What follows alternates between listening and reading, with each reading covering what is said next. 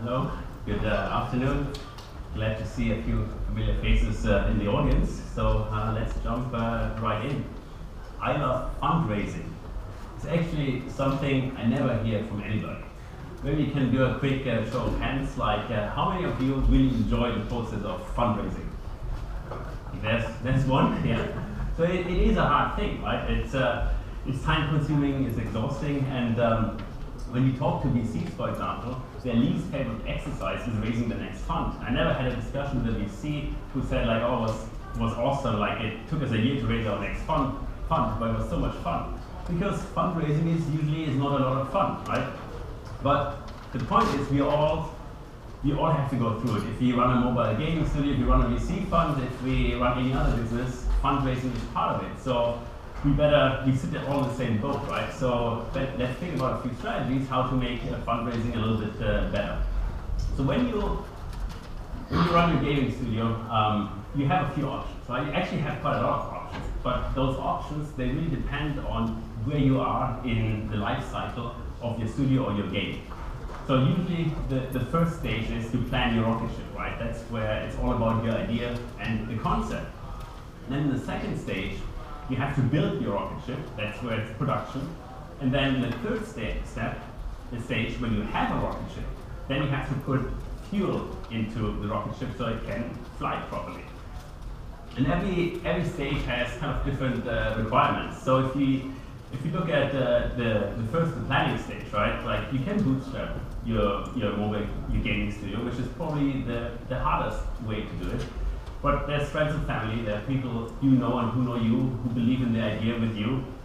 There are a bunch of angel investors and angel networks you can access. There are incubators, there are accelerators, and there are also actually a lot of government programs in the meantime, pretty much in any country, which support young and growing gaming companies. So once you have your concept, then it's about production, right? And production is very labor intensive. You have to build a studio, you have to hire people. It's not that easy, and uncertainty is really high because you don't know the outcome. You don't know how the game eventually turns out. So there's a lot of uncertainty involved. So a good way and most traditional way is venture capital, right? So you have traditional VC funds, although then the problem is that traditional VC funds invest less and less in our mobile gaming world because mobile gaming is a little bit more mature, but you have VC funds which are specialized in gaming, and you have large publishers which have corporate VC funds. So there's quite a bit of options. There are quite a bit of options there. You can also go after a publishing deal, which is its own animal. We could probably spend like 2 to 3 hours just talking about publishing deals. And there's always work for hire. Work for hire is a little bit tricky because you often take the focus away from your rocket ship, but sometimes you have to do what you have to do in order to get the capital. So then you enter the third stage where you have your rocket ship, it's ready, and then you have two options. You can raise more equity or debt, and in the third stage it's all about the right unit economics to scale, right? So why is it so important to scale your rocket ship in the third stage, right?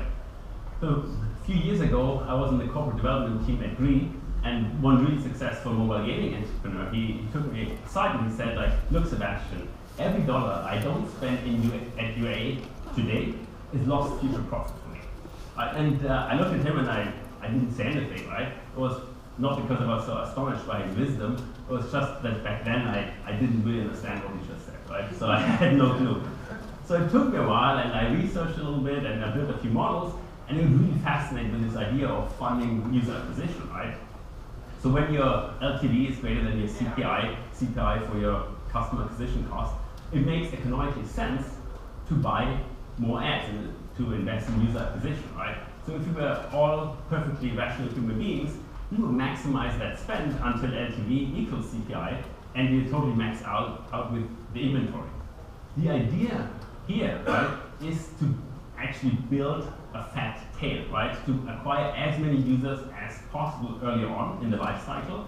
And then, as you know, users churn out, some stay, but the ones which stay, you do that month over month and you stack them up and you have a fat tail. And that is the tail you want to monetize, and you can monetize throughout the life cycle of your game, right? And then, since user acquisition is very expensive, it can be 75 to 80% of your monthly expenses.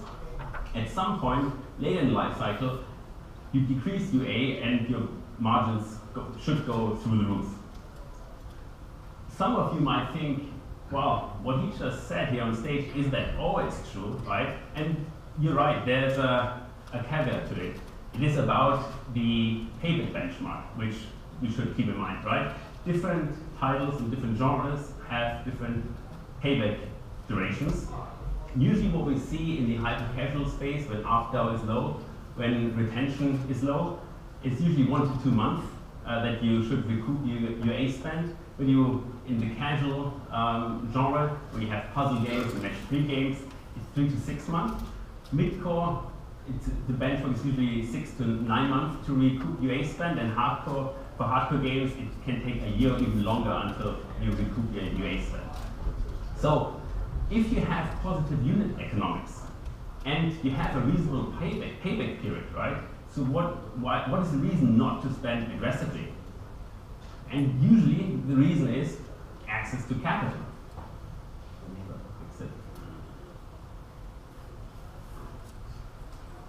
You, as somebody who runs a gaming studio, your job is to create optionality for your business and to allocate resources efficiently, right?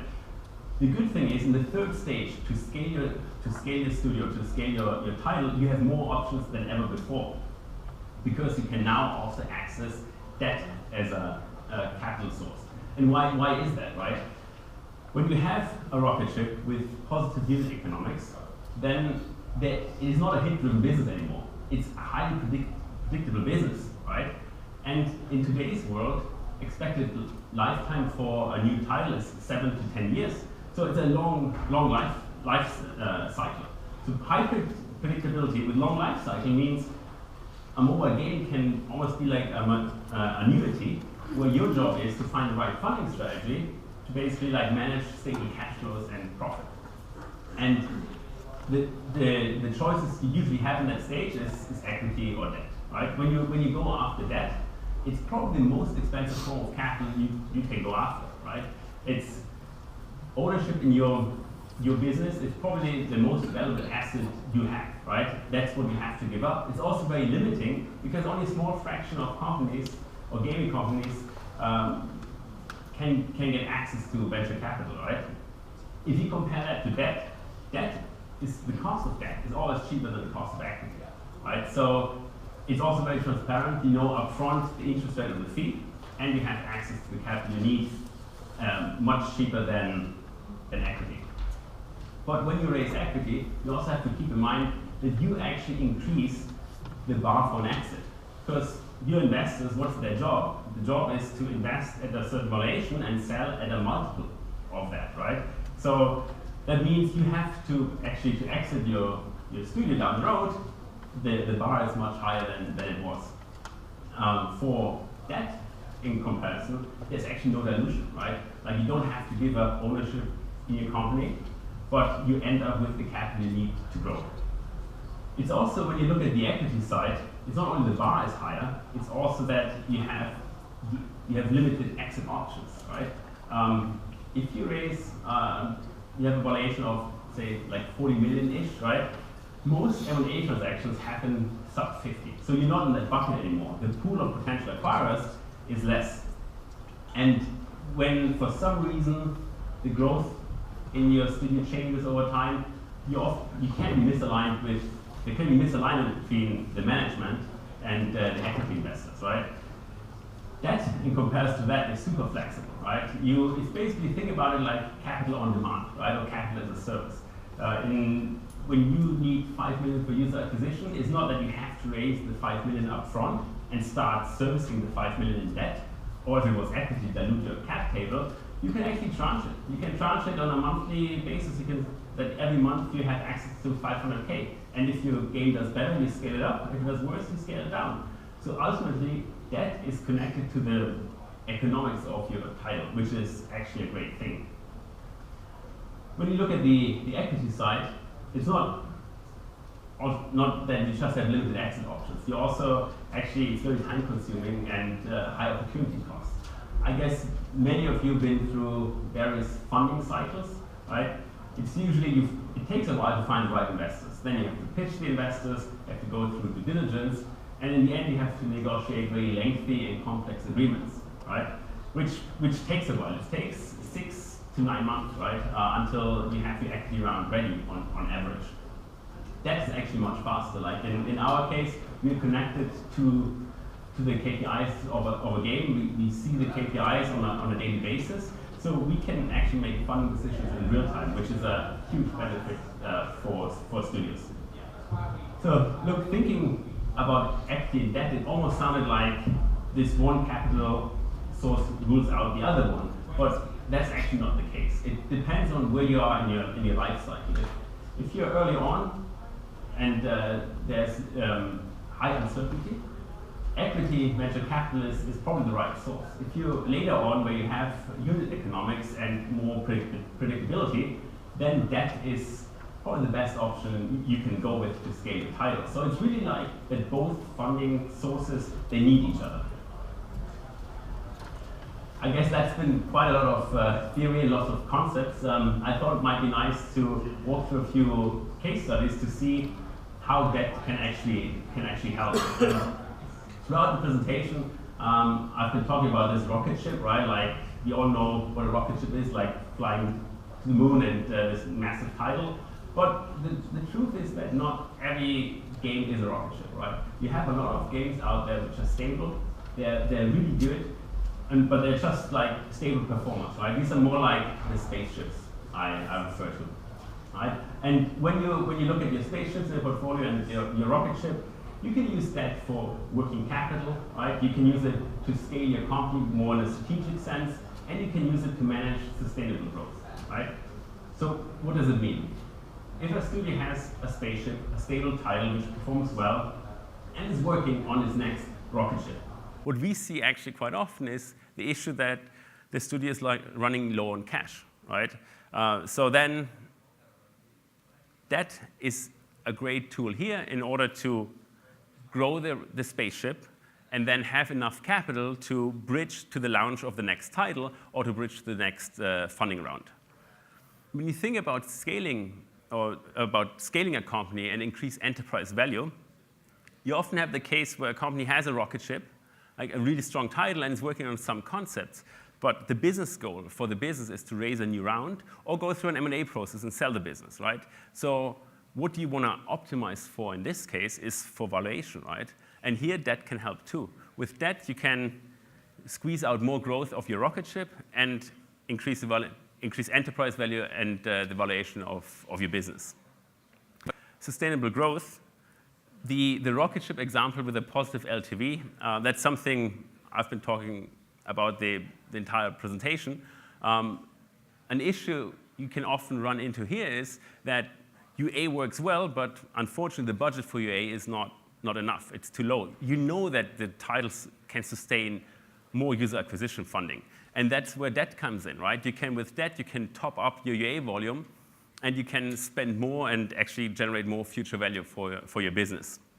But it doesn't always have to be that rocket ship, right? You can also think about a lot of studios, they have a spaceship, they're working on a new concept, but they don't have enough capital for both, right? So you have a decision to make, like, do I keep running my spaceship, or should I put my money into the new concepts, right? And also here, debt is the perfect solution, because you can use equity and cash to build your new concepts, but with debt, you can still keep growing your spaceship. So actually, a lot of different options, and I hope that those options kind of illustrated a little bit the concept why debt is such a great tool, especially in a later stage of the cycle. For now, I want to leave you with this one thought, right? How far could you take your studio if fundraising? Thanks.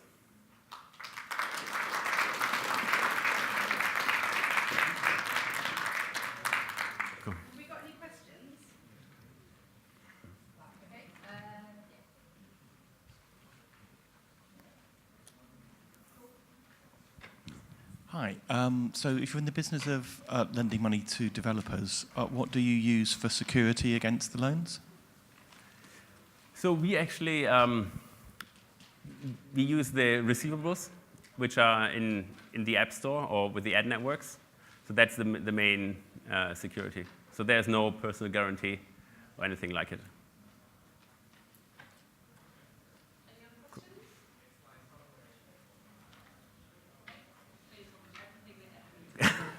Cool. Thanks.